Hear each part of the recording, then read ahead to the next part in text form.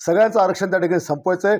या राहुल गांधींनी हे जे शब्द बोलला की आम्हाला आरक्षण संपवायचं आहे, महाराष्ट्रात आणि देशामध्ये आरक्षणाच्या मागणीची आग लागलेली असतानाच त्यातच मागासलेल्या जातींना समाजाच्या बरोबरीमध्ये उभं करण्याकरता डॉक्टर बाबासाहेब आंबेडकरांनी संविधानामध्ये मागासवर्गीय, आदिवासी, ओबीसी इतर सगळ्या प्रवर्गांना रिझर्वेशन त्या ठिकाणी दिलं।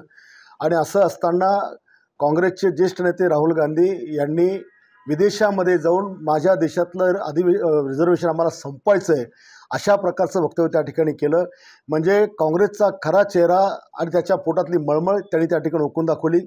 लोकसभेच्या निवडणुकीमध्ये संविधान धोक्यात आहे, संविधानामध्ये हे आपलं आरक्षण संपवणार आहे असा फेक निगेटिव्ह नेरेटिव्ह ठेवून त्यांनी समाजाची मतं घेतली आणि आज ते आरक्षण संपवण्याची भाषा करून आलेत।